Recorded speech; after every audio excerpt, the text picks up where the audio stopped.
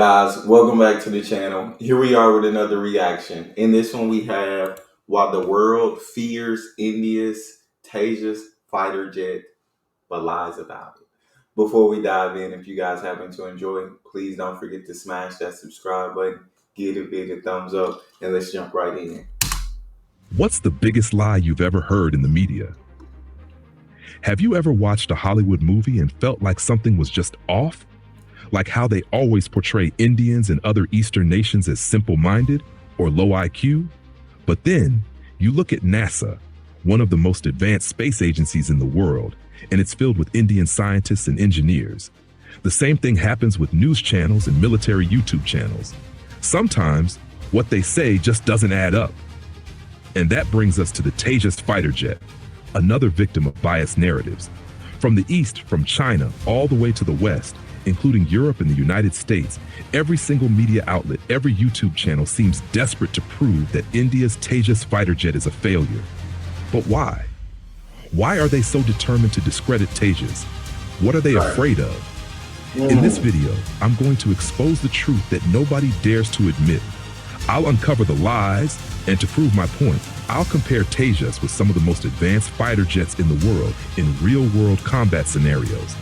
And as a bonus, I'll reveal the real reason India even started the Tejas project and what it was actually designed for. Stay tuned. This is going to get spicy, Indian style. Indian style.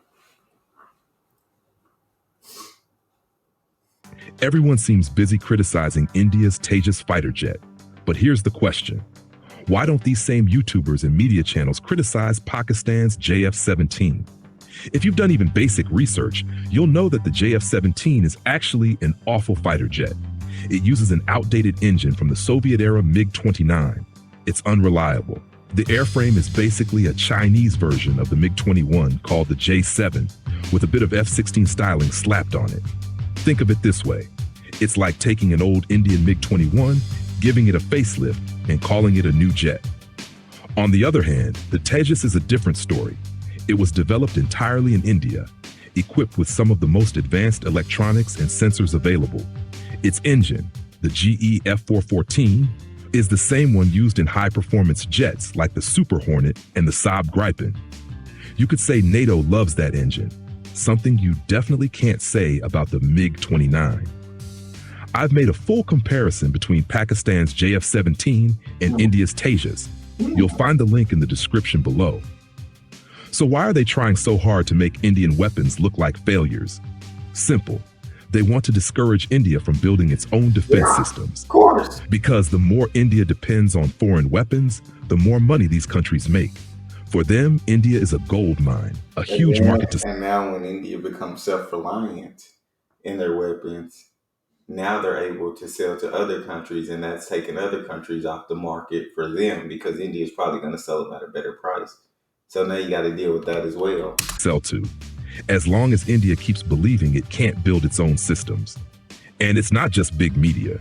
Even small YouTubers copy the same narrative because they don't have the resources to do their own analysis. They just repeat what the Western defense media says without offering any real expertise. But now, let's give these critics a taste of their own medicine. Let's start with the United States.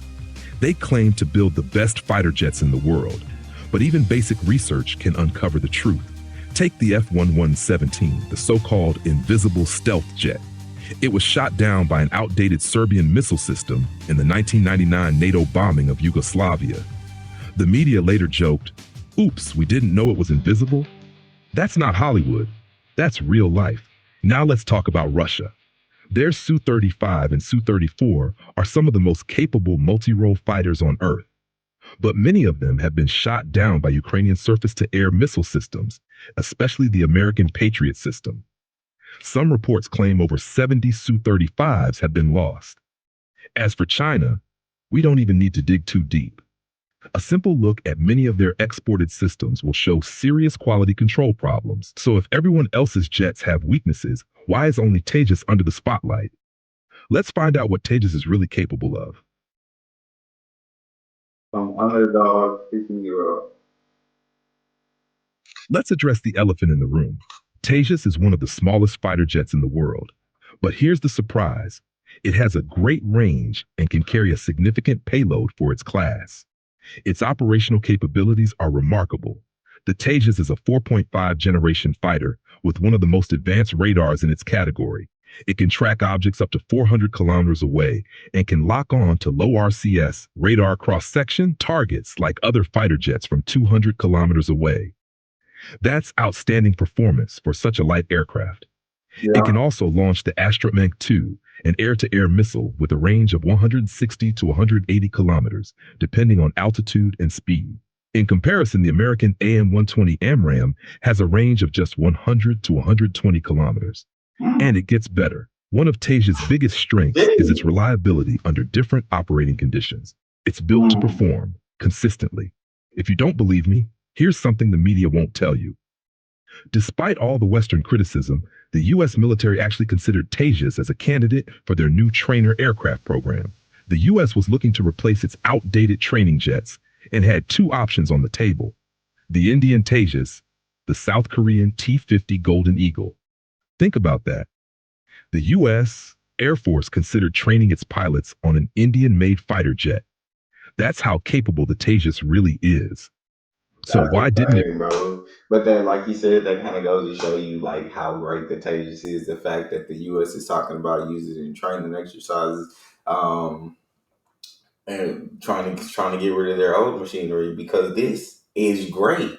And I feel like, but India's going to continue to upgrade. Obviously, going to continue, and so we got to see that what India comes out with next. When?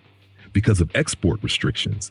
Hmm. Tejas uses some French and Israeli technologies, so Mm. the US needed approval from both countries before making the purchase. Oh The wow. South Korean jet was easier to acquire politically, but many defense analysts believe that if Tejas had used only Indian-made components, it would have won the contract. Imagine that: American pilots training in Indian fighter jets.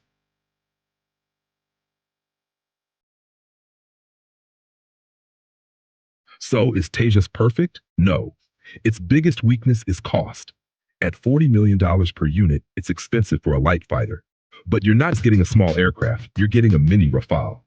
Think of it as a high-tech, lightweight multi-role jet with excellent avionics, radar, and weapon systems.